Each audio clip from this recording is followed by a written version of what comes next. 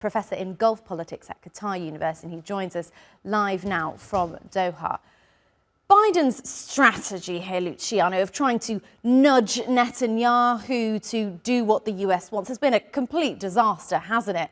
And things like these aid airdrops, this building of a pier, and even the dialogue happening with Benny Gantz all just go to show he's not managed to persuade Netanyahu to do what he wants at all, has he?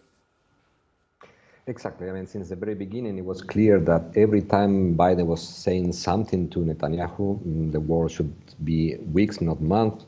You should kill less people when after the truce, the first truce took place. Anything that Biden is asking Netanyahu is abide by Netanyahu, meaning that Biden is becoming more frustrated and is visibly more frustrated any time. The last interview was very harsh on him, blaming him directly for what is going on here, even though, of course, he couldn't say specifically, but we all understood that he's blaming him directly for the extension of this conflict, not for the conflict itself, but for the extension itself.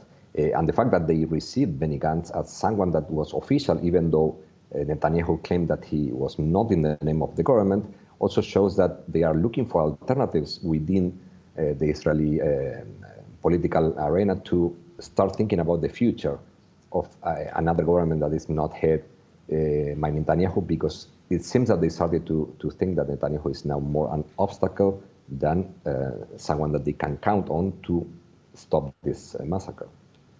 And Joe Biden made these somewhat contradictory remarks about red lines. Isn't the problem simply that if you don't have any red lines, even for some of your closest allies, that effectively gives them carte blanche to do what they want, doesn't it? Well, the problem is Biden is also trapping his own problems at home. On one hand, he's losing votes. I mean, we see in the primary elections in the US that how he's losing votes on the left, let's say, because people is upset with the support that the United States is giving to Israel on this war specifically. But on the other hand, he risks to lose a lot of support from the Israeli lobby, mainly financial support for his campaign now and in the presidential campaign later on. So he cannot be setting these red lines very aggressively against Israel. So he's trying to navigate these waters. It is clear that he sees that he cannot continue this way, but on one hand, he cannot make many changes at home. And on the other hand, every time he suggested something or he's trying to do something, Israel is not listening. Israel decided that they're going to do whatever they consider is fundamental for their own safety and security, regardless of how many people is dying and regardless of international support.